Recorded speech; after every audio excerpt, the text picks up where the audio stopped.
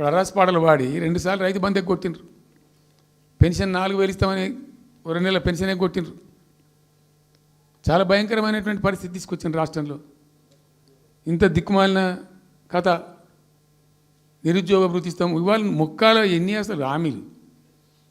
నిరుద్యోగ భృతి ఇస్తాము, తోకా ఇస్తాము, నోటిఫికేషన్లు ఇస్తాము, జాబ్ క్యాలెండర్లు ఇస్తాము, విద్యా భరోసా కార్డు. ఇక వాడు చూసేవాడు అడ్డం పడి ఆయన ఓటేసారు జనం. ఇప్పుడు జరిగింది ఏంది? టెంప్ట్ అయిపోయినారు. ఏమైందంటే యాక్చువల్లీ ఫ్యాక్ట్ ఏంటంటే ఇదే తెలంగాణ భవన్లో ఎన్నికలకు పోతున్నాం 2014. ఎన్నికల కమిటీ, హామీల కమిటీ ఒకటి ఉండే, మేనిఫెస్టో కమిటీ. అది రాస్తాను.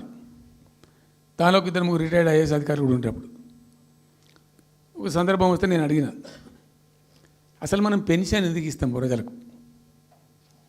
Why do you give pensions at all? ఎందుకు ఇవ్వాలి అసలు? దానికి ఒక పరమార్థమో పర్పస్ ఉందా? అగాధం పట్టుకొని ఇట్లా పంచిపెట్టుడా ఏంది అసలు? మీ ఉద్దేశం ఏంటి సార్ అన్నారు. అనుకోకుండా దురదృష్టవశాత్తు కొందరు డెస్టిట్యూట్స్ అవుతారు, కొందరు ఫిజికల్ హ్యాండిక్యాప్డ్ అవుతారు.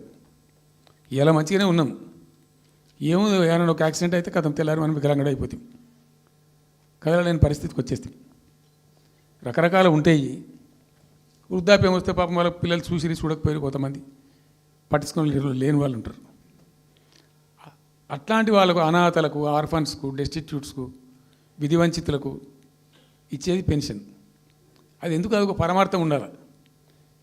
వాళ్ళు బిర్యానీ తినకున్నా, పెద్ద గందరగోళం లేకున్నా కనీసం 2 పూటలు పప్పు పచ్చిపులిసింది అన్నం తిని వాంజాల వాడు పండుకుంటట్టు ఉండన్న ఆ మేరకు ఇవ్వండి అని చెప్పినాం.